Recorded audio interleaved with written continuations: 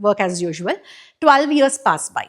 And after 12 years, Shantanu is again going to the, I mean, it's a very normal thing for them to go to the river and take a walk on the lake, on the river banks of the river, or just go on a boat ride. Those are the kind of recreational activities that they used to get indulged in. So one evening he also goes there, and he sees that suddenly the flow of Ganga has become very less. Like the flow of Ganga has come down significantly. He wonders, he doesn't understand why this is happening. Why is the flow of Ganga so less? Because this is not a season, this is not summer season where the rivers dry up, or where there is no rain, but still Ganga seems to be flowing very slow. What's going on? He asks his charioteer or helper who comes along with him to go and check what's going on. So he goes and checks. He comes back and tells the king that there is a little boy who is practicing his archery. He is practicing, and he has released so many arrows in such a way that it has kind of constructed a dam in between in the river, and that is the reason for the reduced flow of Ganga. He says that, and then the Ganga is a very magnificent river. It flows like it's a huge amount of water flowing. It's like if you can imagine the Niagara Falls, somebody is coming and constructing something and obstructing the Niagara Falls. Is it possible? Niagara Falls. It's not possible, right? It's very difficult.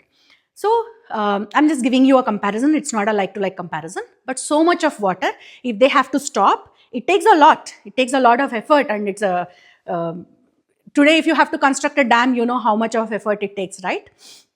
Similarly, if you have to construct some structure on Ganga that reduces the flow, it takes a lot. So now the king is really impressed. He wants to go and look at the boy who has done it. So he goes and he checks upon him.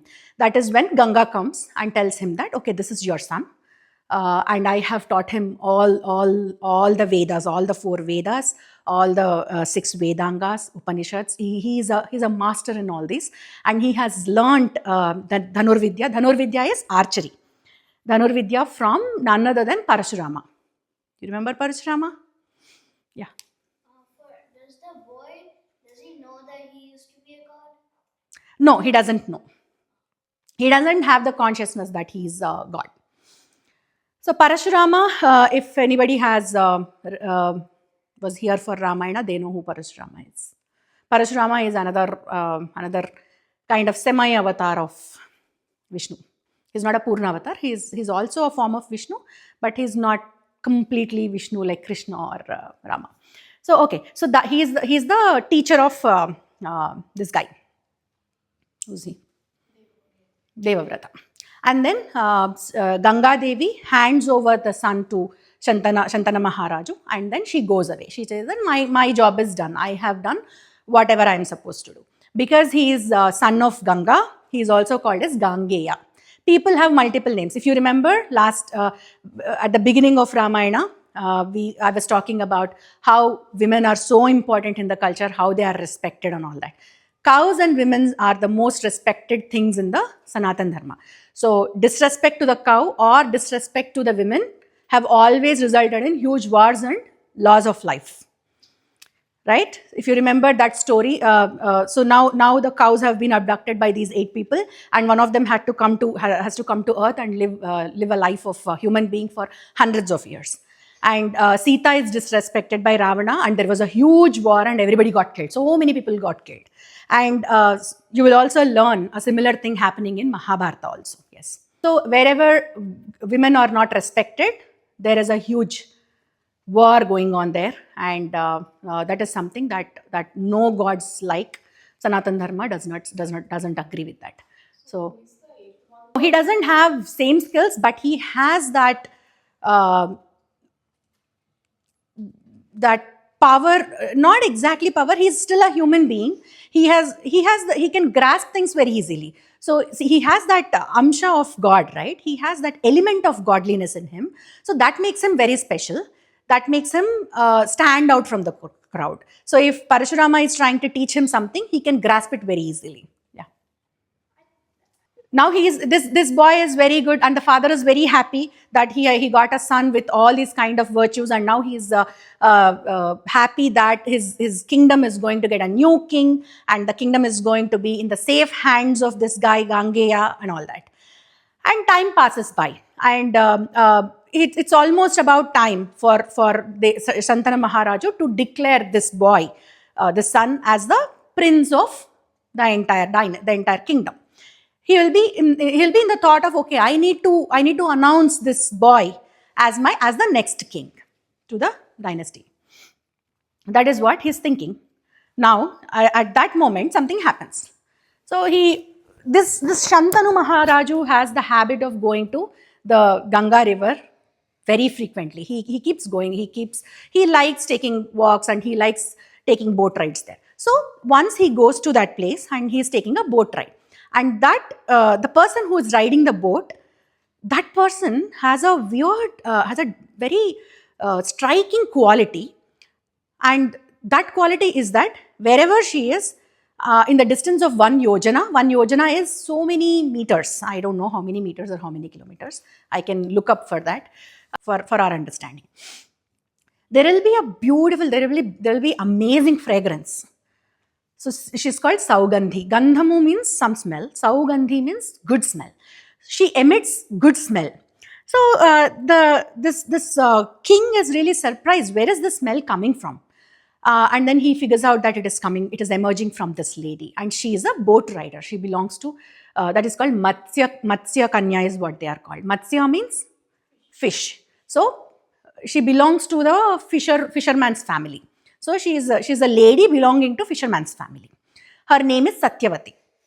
She's beautiful. She's and she has this unique quality of emitting that fragrance. So naturally, the king is attracted towards her, and he wants to marry her. So she and father of this particular lady, Satyavati, is Dasaraju.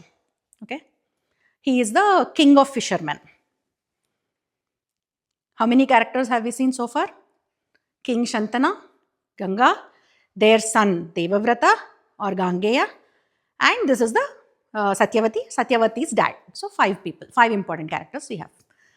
So he asks Satyavati, I want to get married to you, and I'm so and so. He introduces himself. I'm so and so. I belong to this place. I want to get married to you.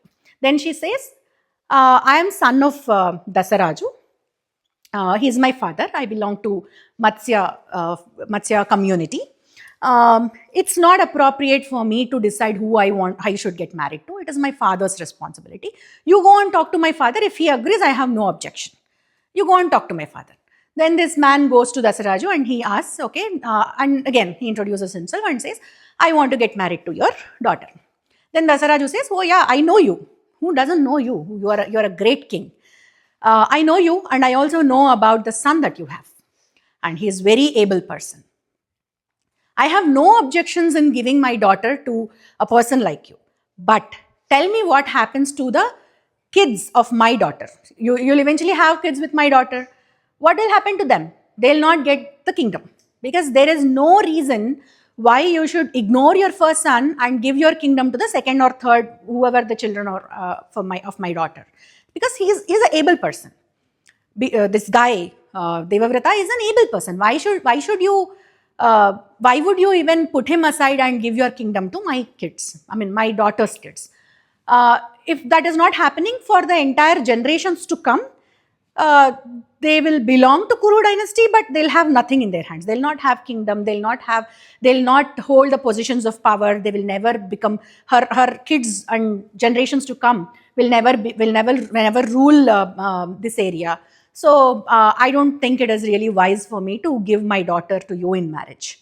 I cannot really give you. Then Shantanu Maharaju is very sad and he goes back. He goes back to the kingdom. But this thing is stuck in his head. He wants to get married to her, but Dasaraju did not agree to it. At the same time, he doesn't want to agree to the conditions of Dasaraju. He doesn't want to deprive his son, who is a very able and who is very capable person, to become a future king. He cannot snatch away the kingdom from him, right? There's nothing wrong with this son, by the way.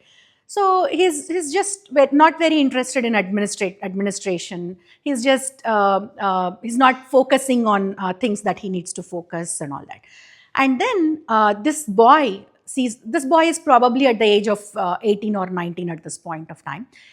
He's old enough to understand the feelings of other people, whether they are in their good mindset or not. So he goes and inquires the charioteer, people who are who are staying with Raja most of the time, right? He goes and inquires with them. Then he gets to know that this Raja wants to get married to Satyavati. That's all they tell him. All these people do not know the conversation between Dasaraja and Shantanu. They say that, I don't know what happened, but your father wants to get married to that lady. But and after that, ever since he met with Satyavati, this has been the situation. Then Devavratha goes and meets with Dasaraj.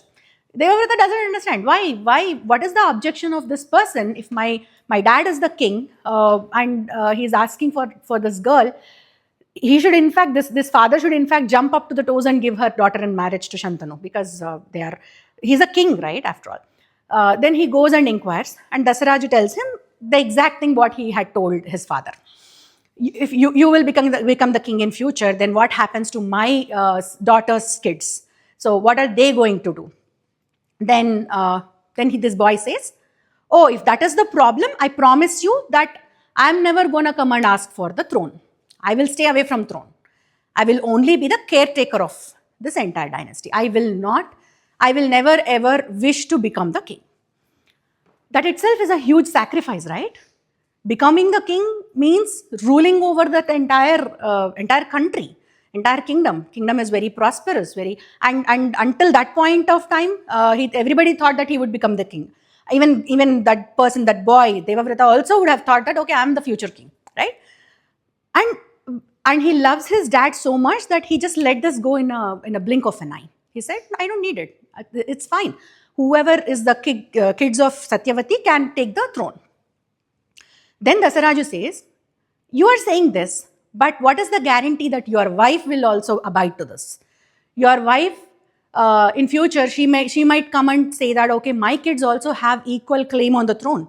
Why is it that if you have given a promise, you have given a promise? Why should my kids suffer?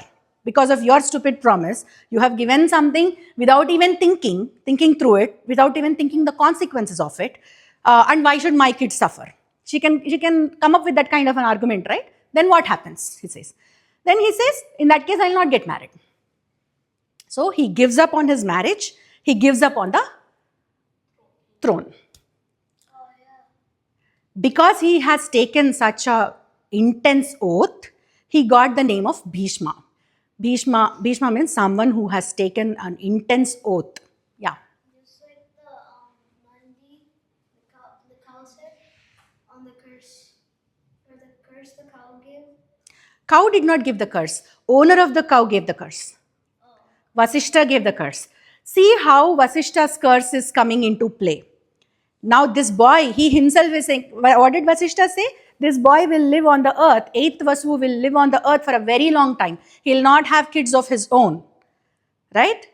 And he will be a very dharmic person. And he is showing his dharmic nature towards his father. And one second. And then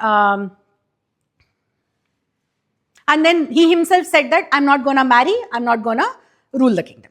Yeah. Vasishta, is it like Vishnu who gave the curse to Bhishma? No, Vasishta is a sage. Oh. Vishnu is different. Vishnu has not entered our story yet. Vishnu will not come for the next 2 or 3 episodes also. Yeah. Does Vishnu also mean true to his words, or like true? Correct. Someone who has taken such a intense oath. English la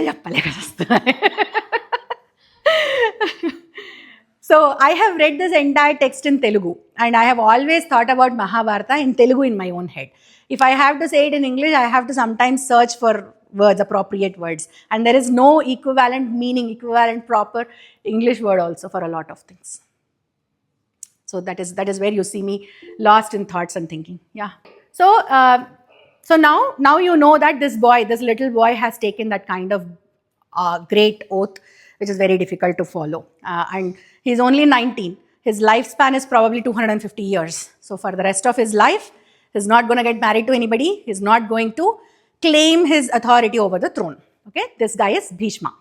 He's a very, very, very important character in the entire epic of Mahabharata. He is dharmic. There was never a situation he did not follow dharma. Okay? He's always, always abiding to the law. And he is the grandfather of all these Kauravas and Pandavas who are eventually going to come into the picture and fight in future. Okay? So this is about Bhishma. Now, Satyavati